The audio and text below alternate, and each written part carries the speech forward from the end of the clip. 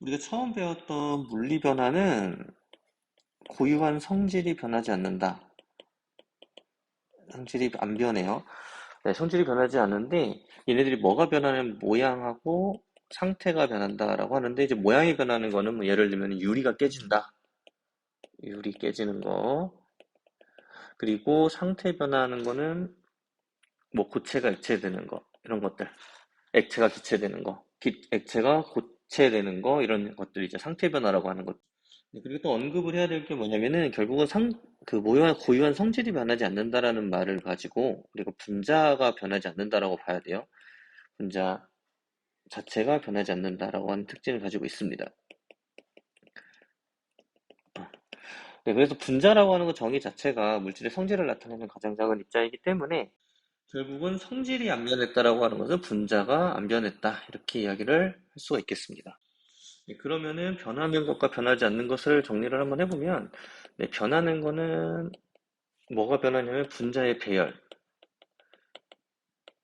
네, 배열이 변하는데 이 배열이 변한다는 얘기는 하나로 붙어 있었던 게 떨어져 나갔다. 뭐 이런 느낌이기 때문에 그리고 얼음이 물로 변하는 경우 역시 물 분자들이 붙어 있다가 떨어져 나가는 그런 경우라고 볼 수가 있겠습니다. 그리고 변하지 않는 것을 보면은 가장 중요한 거는 분자가 변하지 않아요. 분자 자체가. 네, 분자 자체가 변하지 않는다. 네, 그래서 이 말은 결국은 원자 자체의 배열이 변하지 않는다라고 봐야 되겠어요. 분자의 배열이 변하지 않는다. 네, 배열이 변하지 않는다라는 것을 알 수 있겠고요. 네, 그리고 원자 종류 개수 당연히 안 변하고요. 종류 개수. 네, 그리고 분자 종류 개수도 안 변하고요. 네, 그리고 물질의 성질도 안 변하고요. 분자가 안 변하니까. 그다음에 질량도 변하지 않는다. 총 질량. 그러니까 변화가 일어나기 전과 변화가 일어난 후에 질량도 변하지 않는다. 이렇게 정리를 할 수가 있겠습니다. 네, 그 다음에 화학 변화인데 이 화학 변화는 어떤 물질이 처음과 성질이 다른 새로운 물질로 변한다. 결국은 성질이 다른 물질로 변한다라는 거지. 그럼 다른 물질로 변한다는 얘기는 결국은 뭐가 변한다는 얘기냐면 분자가 변한다라는 이야기지. 네, 분자가 변한다라는 이야기죠. 그러면 분자가 변하려면 뭐가 필요하냐면은 원자의 배열이 바뀌어야 된다는 거예요. 원자의 배열이 변해야 돼. 변해야 돼. 네, 이게 필수죠. 이게 원자의 배열이 변해야 된다는 거지. 그러면은 여기에서는 화학 변화가 일어날 때 변하는 것은 원자의 배열이 있을 거고 분자의 종류가 있을 거고 분자가 변하니까 원자의 배열도 변한다라는 이야기를 했었고 결국은 분자가 변한다는 얘기는 성질이 변한다. 또 우리가 알고 있어야 되겠습니다. 그러면 변하지 않는 것도 있을 텐데 변하지 않는 것은 뭐가 변하지 않냐면은 당연히 원자의 종류는 안 변하죠. 개수도 안 변하죠. 네, 그리고 반응 전후의 물질의 총질량 역시 변하지 않는다라고 하는 특징을 가지고 있습니다. 그래서 나중에 이제 여기에서 총질량이 변하지 않는다라고 하는 것이 어디로 나오냐면은 질량 보존 법칙으로 나오죠. 그리고 화합물 사이의 질량 비율이 일정하다라는 일정성분의 법칙도 나오죠. 네, 두 가지가 이쪽에서 나온다라고 볼 수가 있겠습니다. 그리고 화학 변화의 예시는 너무 많습니다. 뭐 양초가 타는 거, 뭐 메테인 타는 거, 그리고 우리가 앙금 생성 반응 일어났던 거, 그리고 사과 색깔 변하는 거, 뭐 철이 녹쓰는 거 엄청 많아요. 네, 그래서 그런 것들이 화학 변화의 예시라고 볼 수 있겠습니다. 네, 그 다음에 화학 반응식인데 이 화학 반응식은 여러분들이 맞출 수 있어야 돼요. 근데 이거 맞출 수 있어야 되는데 결국은 앞에서 얘기했던 화학 변화를 식으로 나타낸 거라고 보면 되겠습니다. 근데 기본적인 생각은 화학 변화에서 이야기했던 거랑 똑같아요. 뭐가 똑같냐? 변하지 않는 것을 우리가 알고 있어야 돼요. 원자의 종류와 개수가 반응 전, 후에 같다라고 하는 사실. 네, 이 사실을 가지고 화학 변화를 쓴 거지. 그럼 대신에 뭐가 변하기 때문에? 원자의 배열이 변하기 때문에. 배열이 변하는 걸 가지고 우리가 써야 되겠죠. 그래서 원자의 별이 변한다라고 하는 사실을 가지고, 그리고 원자의 종류와 개수가 변하지 않는다라는 사실을 가지고 화학 반응식을 완성을 하는데, 우리가 물질을 나타내는 뭐 화학식, 그리고 뭐 분자식, 요거 정도는 알고 있어야 돼요. 이걸 쓰려면은. 뭐 예를 들면은 수소라고 하는 물질은 지구상에서 우주상에서 H2로 나타나는데 얘네들이 원소기호는 H란 말이야. 그러면은 이 수소라고 하는 물질은 H2라고 써야 되는데 근데 우리가 잘못해서 이걸 H로 써버리면은 안 된다라는 거죠. 물질에서는. 이 화학 반응식에서는. 뭐 이것도 마찬가지고 질소도 마찬가지고 수산소도 마찬가지고 이런 것들은 물질을 나타내는 기호이기 때문에 분자식이기 때문에 이런 것들은 사실 알고 있어야 돼. 암기를 좀 하고 있어야 되는 상황입니다. 그래서 뭐 예시를 하나 들어서 이야기를 하면은 우리가 수소하고 산소가 있을 때 물이 만들어지는 반응을 이야기를 하면은 수소라고 하는 것은 화학식으로 분자식으로 H2라고 쓰고 산소도 분자식으로 O2라고 쓰고 물이라고 하는 것은 분자식으로 H2O라고 쓴다. 그래서 여기 한글에서 화학식으로 쓸 수 있는 게 첫 번째 단계라고 봐야 되겠지. 그리고 여기에서 이제 도입을 해야 되는 개념이 원자의 종류와 개수가 반응 전후에 똑같다라는 거죠. 반응물과 생성물이 어, 같다라고 하는 거죠. 그러면은 이제 개수를 맞춰야 되지. 어디를 기준으로 맞춰야 되냐면 화살표를 기준으로 맞추면 됩니다. 이렇게. 이렇게. 그래서 수소, 반응물이, 생성물이 원자의 개수를 맞추면 돼요. 원자의 개수. 왼쪽 거는 두 개, 오른쪽 거는 산소가 두 개고, 왼쪽 거는 수소가 두 개, 산소가 하나. 이렇게 되는데, 여기에서 산소를 두 배로 늘려야 돼. 그래야지 오른쪽으로 개수가 맞죠. 그러면은 어디를 바꿔야 되느냐? 우리는 여기를 바꾸는 거야. 화학 반응식은 여기에 개수를 맞추는 거야. 그래서 여기를 우리가 다 뭐라고 하냐면 네모친 걸 다 뭐라고 하냐면은 개수라고 이야기를 하죠. 개수. 개수.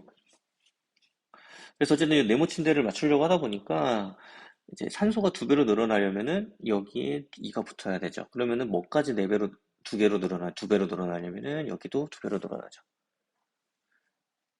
네. 그리고 산소는 맞았으니까 여기는 1 쓰면 되겠고요. 수소는 원자가 4개니까 4개로 맞추려면 여기가 2만 쓰면은 해결이 되죠. 그래서 최종식은 어떻게 쓰냐면은 이렇게 쓰죠. 1은 생략하니까 네, 이런 식으로 씁니다. 이런 식으로. 그러면은 우리가 여기에서 이 화학 반응식을 쓰는 이유를 알아야 돼. 화학 반응식 쓰는 이유. 이 화학 반응식 가지고 어떤 것들을 알 수 있는지를 봐야 되는데, 굉장히 많은 것들을 알 수 있어요. 이 화학 반응식만 보더라도. 네, 첫 번째로는 반응물하고 생성물하고를 알 수 있죠. 두 가지를 알 수가 있죠. 첫 번째, 반응물은 수소하고 산소, 생성물은 물. 이렇게 알 수 있고, 그리고 종류도 알 수 있고, 방금 얘기했던 대로. 그리고 분자의 개수, 종류도 알 수 있죠. 분자는 지금 수소 분자, 산소 분자가 있는데 수소 분자는 두 개, 산소 분자는 하나. 생성물에서의 분자 개수는 물 분자가 두 개. 이렇게 알 수가 있죠. 네, 그리고 원자의 종류와 개수도 알 수 있어요. 방금 따져봤던 대로 원자의 종류, 개수.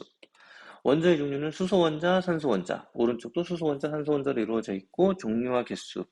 수소는 4개, 산소는 2개. 그리고 오른쪽도 수소 4개, 산소 2개. 원자의 종류와 개수도 알 수 있다. 그리고 앞에 개수의 비가 있는데 이 개수비를 가지고 뭐를 알아낼 수 있냐면은 분자수의 비를 알아낼 수 있다. 분자수 비.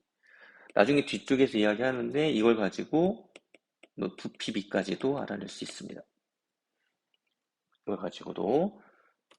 그래서 여기까지 우리가 알아낼 수 있는데 결국 분자수비라고 하는 것은 이 앞에 있는 숫자를 이야기를 하죠. 이 앞에 있는 숫자.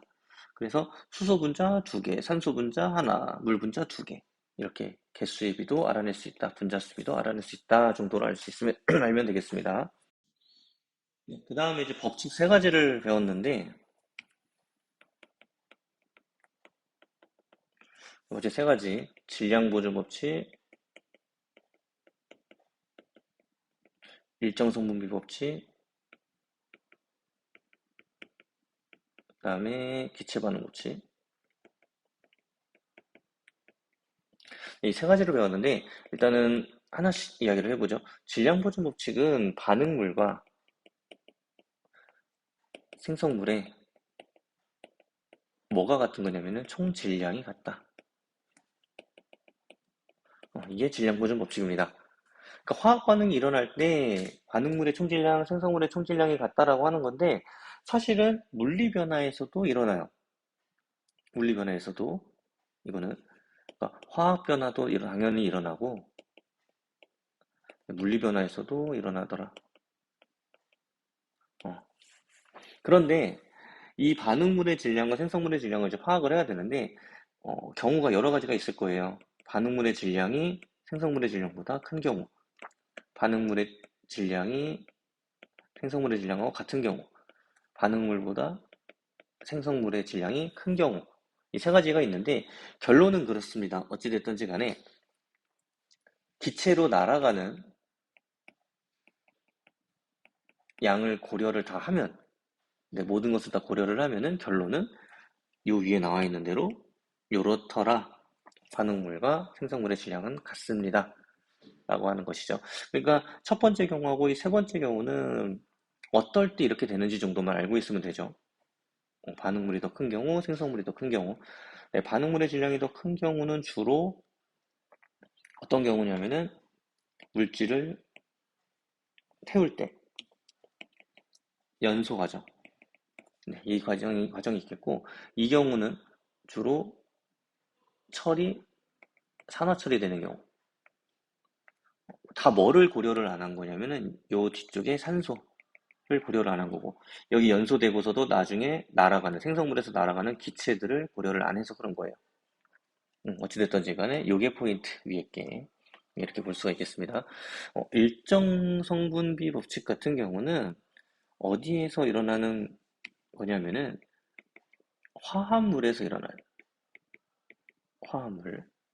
그러니까 화합물의 정의를 우리가 알아야 되는데 두 가지 이상의 원소가 결합한 물질을 화합물이라고 이야기를 해요. 2학년 때 언급을 했었는데 예를 들면 화합물 중에 이런 것들 CO2, H2O, NH3, 뭐 NO2 뭐 이런 물질들 이런 것들을 다 화합물이라고 이야기를 하죠. 화합물. 그러면 이 화합물들은 뭐를 봐야 되냐면은 일단은 원자들의 개수비를 봐야 돼요. 개수비를 가지고 결국 뭐를 이끌어내냐면 질량비를 이끌어내는데 개수비를 봅시다. 우리가 H2O를 보죠. H2O 같은 경우는 수소 원자 2개, 산소 원자 1개. 그래서 수소 대 산소의 입자수비는 2대 1이 된다는 거지. 얘가 입자수비. 그런데 우리가 여기에서 어떤 개념이 나오냐면은 상대적 질량이라는 말이 나와요. 상대적 질량. 생이라고 쓰네, 잠깐만. 네, 상대적 질량. 이 상대적 질량은 값이 정해져 있어요. 값이 정해져 있는데 수소 원자 같은 경우는 1, 산소 원자 같은 경우는 16으로 정해져 있습니다. 그러면은 입자수의 B는 H2O는 항상 2대1로 결합을 하는데 그러면 이 입자수 B를 가지고 뭐를 나타낼 거냐면 질량비를 나타낼 건데요. 네, 질량비를 나타낼 건데 그러면 수소 원자는 2개인데 질량이 1이니까 이렇게 표시할 수 있고 산소는 1개인데 16이니까 이렇게 표시할 수 있죠. 그럼 질량비는 2대 16이 돼서 1대 8의 비율로 나오더라. 이게 일정 성분비의 법칙이죠. 결국은 질량비가 수소하고 산소는 1대8로 결합을 합니다. 라는 이야기죠. 다 이런 식으로 계산을 하는 겁니다. 그래서 일정 성분비 문제가 나온다고 하면은 일반적으로 이런 문제가 나올 거예요. 일정 성분비 법칙은 아까처럼 상대적 질량 값을 구하라고 하는 문제가 나올 수도 있는데 이런 그래프가 나와서 여기에는 뭐 구리의 질량 그리고 여기는 산화구리의 질량 이렇게 나오고 이렇게 쭉 그래프가 그려지고 뭐 여기가 4, 5, 8, 10 이렇게 나오고 구리하고 산소의 질량비가 얼마입니까? 라는 문제 질량비가 뭐 4대 1입니다. 이렇게 문제가 나올 거라는 거죠. 왜 4대 1이냐? 지금 구리하고 산화구리는 4대 5잖아요. 4개 있을 4g 있을 때 5g이 만들어진다는 얘기니까 결국은 산소는 1g이 반응한다는 얘기죠. 구리 4g이 반응할 때. 결국은 그러니까 4대 1인 거죠. 구리하고 산소의 비율은. 질량 비율은. 이렇게 우리가 이야기를 할 수가 있겠습니다. 네, 기체 반응 법칙은 기체이기 때문에 항상 나오는 말이 일정한 온도와 압력이에요. 왜 일정한 온도와 압력 이야기가 나오냐면은 결국은 기체의 부피에 대한 이야기를 할 거거든. 기체의 부피. 잘 기억해야 됩니다. 부피에 대한 이야기가 나옵니다. 부피. 결국 부피를 이야기하려면은 결국은 이 부피라고 하는 것은 원체 변화무쌍하기 때문에 온도랑 압력이 일정해야 된다. 라고 하는 것을 기억을 좀 하면 되겠고요. 네, 그래서 이때 기체가 반응을 한다라는 거죠. 그러니까 기체인 물질, 기체인 반응물, 그리고 기체인 생성물에서만 일어나는 법칙이다. 네, 이 조건을 좀 기억을 해야 돼요. 조건. 네, 기체입니다, 기체. 반응물과 생성물 모두 기체.